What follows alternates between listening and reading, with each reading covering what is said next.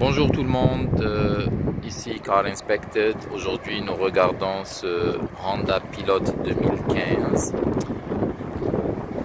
Ce véhicule a été produit en 2014, donc août 2014. Nous avons commencé par regarder la carrosserie et l'épaisseur de la peinture nous montre que le côté gauche du véhicule a été repeint au complet. Ça veut dire que nous avons l'aile avant gauche qui a été repeinte, la porte du conducteur, la porte arrière côté conducteur et l'aile arrière gauche aussi qui a été repeinte, ainsi que le coffre en arrière. Ce que nous recommandons, c'est d'avoir accès à l'historique d'accident du véhicule, donc sortir ce qu'on appelle le CarProof pour avoir quelques détails sur la nature, la date, la nature du dommage et le montant dépensé pour la réparation. Donc, comme j'ai dit, il y a quelques petits bobos sur la carrosserie et le plus important, c'est que ce côté-là a été repeint, réparé donc et repeint, tandis que le côté droit est tout original. Il n'y a pas eu de travail de carrosserie fait sur le côté droit, ni sur le capot en avant. Toutes les vitres du véhicule sont originales. Aucune vitre n'a été brisée, remplacée par exemple. Et le véhicule dans son ensemble est propre à l'extérieur comme en dessous. Nous pouvons voir que le dessous du véhicule est très solide. Il y a très peu de rouille de surface, ce qui est tout à fait normal pour cet âge de véhicule.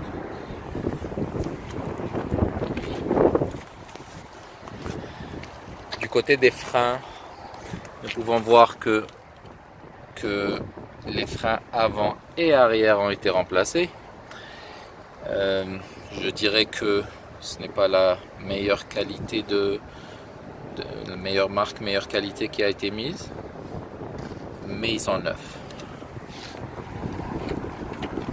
À l'arrière aussi, les disques ainsi que les plaquettes de frein sont neuves. Encore là, c'est pas la meilleure qualité qui se vend sur le marché. Les pneus, c'est des pneus Michelin, pneus 4 saisons. Et dépendamment du kilométrage que vous allez faire avec ce véhicule, vous êtes plutôt dans la dernière saison. On parle d'une usure de 5,32, 5 à 6,32, ce qui fait que vous pouvez faire une saison sécuritaire, mais l'été prochain, nous recommandons un remplacement de pneus. On va aller regarder rapidement le moteur.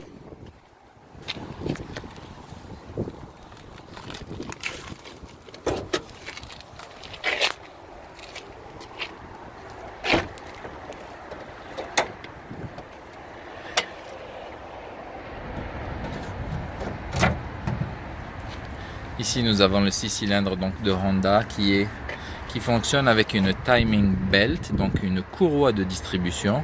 On ne parle pas de cette courroie des accessoires, mais de la courroie de distribution qui est cachée sous ce couvert.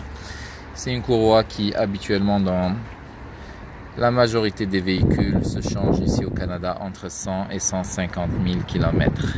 Il faut se référer au manuel de l'utilisateur pour avoir vraiment le kilométrage exact pour remplacer cette courroie. C'est quelque chose de très important à remplacer. Le test de batterie nous donne que la batterie passe donc l'inspection. Elle est à 12,3 volts. Le système de charge, donc l'alternateur, est à 14,3, ce qui est très bon. Nous avons fait un test de qualité d'huile dans le moteur et le test a donné 0 humidité dans l'huile, ce qui est aussi très bon. Le coolant ou le liquide de refroidissement aussi a été vérifié et puis c'est du liquide qui gèle à quelque chose comme moins 45 degrés, ce qui est très bon, donc il n'y a pas besoin de le remplacer. On a fait un test aussi sur le liquide des freins pour essayer de déceler s'il y a de l'humidité aussi due à la condensation ou quelque chose. Et puis là, on parle aussi d'un peu moins de 1% d'humidité, ce qui passe donc l'inspection. Ça veut dire qu'il n'y a pas à le changer lui aussi.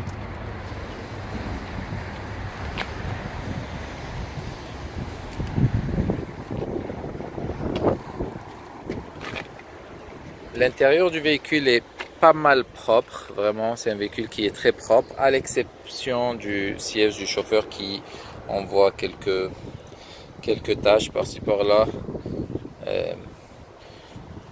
Ça prendrait peut-être un petit nettoyage du siège, mais pour le reste du véhicule, nous n'avons pas constaté des dommages apparents, des dommages majeurs ou dommages apparents.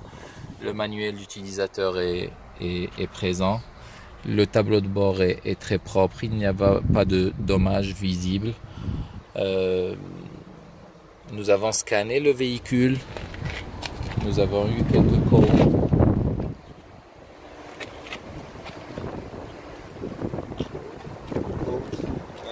One code that is a permanent DTC, it's a maintenance code. So it's nothing major, but we took pictures of it. Ok, donc on parle de certains codes erreurs ressortis par le scanner qui ne sont pas quelque chose de majeur, qui sont des codes en relation avec la maintenance du véhicule.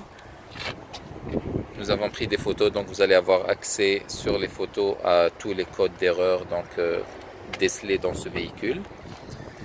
Nous allons faire un essai routier pour voir le comportement routier du véhicule, un petit essai sur une route ordinaire, un petit essai sur l'autoroute, essayer de voir l'alignement des roues. Ici dans le coffre, tout est dans l'ordre, donc les outils pour le changement de roue sont présents. Tout est à sa place, il n'y a pas vraiment de dommages visibles, le coffre est propre. Comme je l'ai déjà mentionné, le véhicule est vraiment en bonne condition. Le seul reproche qu'on a eu c'est le côté gauche du véhicule qui a été réparé. Quelques petites scratches, petits bobos de ce côté-là, mais c'est vraiment le côté du conducteur qui a été recomblé, ainsi que le coffre arrière. Il est important de s'informer sur la nature de l'accident qu'il y a eu, ou à la limite du montant déboursé pour la réparation. Si le montant est élevé, ça veut dire que l'accident était peut-être pas au point d'appeler un véhicule comme celui-là comme un véhicule reconstruit, mais que le dommage était peut-être important.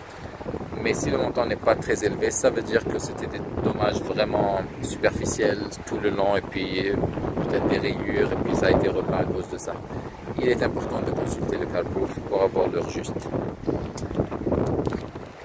Je vais démarrer le moteur. On va voir les différents témoins présents sur le tableau de bord.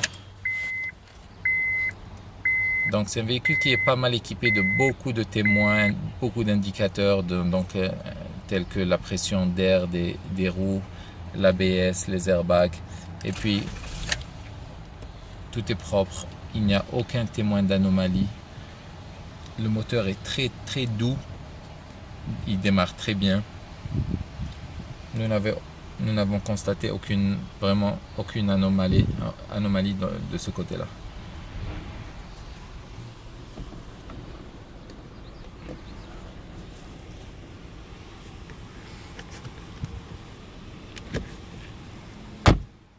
Tel que déjà mentionné, pas de dommages visibles, quelques taches par-ci par-là, mais l'auto est dans une bonne condition. On remarque un petit décalage en bas de la caisse ici. On voit que ce panneau noir en dessous a été enlevé pour effectuer toutes les réparations et remis, et puis il n'a pas été vraiment bien remis à sa place, parce que si on compare avec l'autre côté qui n'a jamais été touché, jamais accidenté, on voit que il n'y a pas de gap, il n'y a pas d'espace anormal, on va dire, entre la porte, l'aile et la partie en plastique.